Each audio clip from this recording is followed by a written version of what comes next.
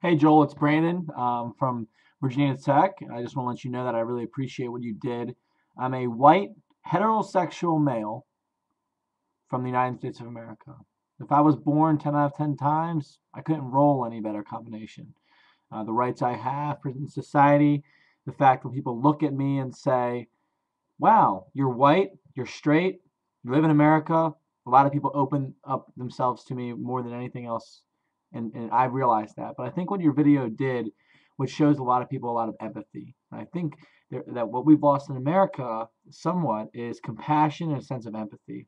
I wanted to tell you though, bullying is something.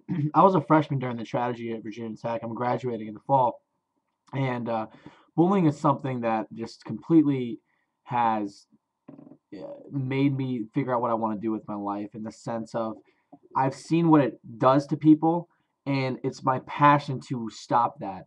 Now, with this whole level of cyberbullying, people are bullied online. So before, when you were in elementary school or high school, you would go home, and then that would be quote unquote a safe zone.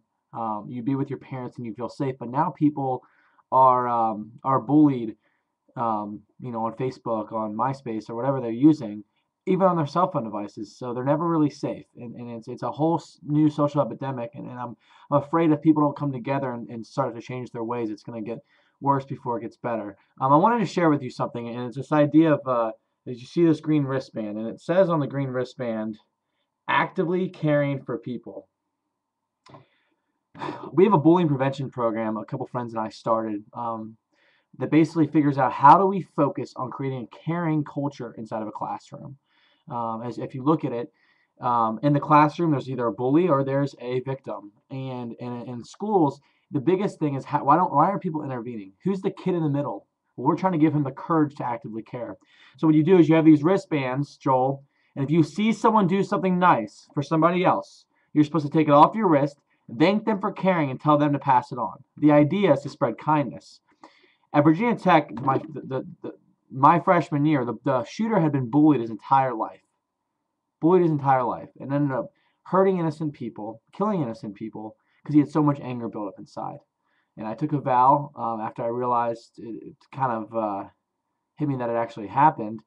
That I took a vow I didn't want that to happen ever again. It was so, I don't know the word. It was just unbelievably difficult to go through.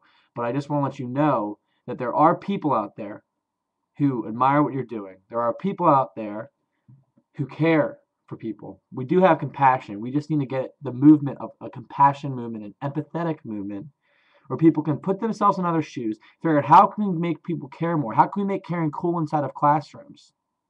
And I just want to leave you with a quote, because I think anyone that watches this video, if you can take anything away, I want you to take this away. An act of kindness has a ripple effect with no logical end, which means you never know how far an act of kindness went. I remember when I was in high school, my coach used to always say, Brandon,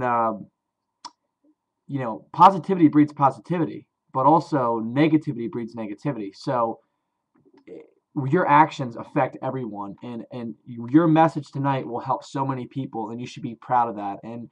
And wow, I'm thankful there are people like you in this world. I'm thankful for there are people like you in office. I just hope that the country is in a very fragile state right now, and there's a lot of things, the whole higher education system, all these different political debates that no one wants to do anything. They just want to argue. So I really admire that you had the courage to tell that story. I was unbelievably moved. Thank you.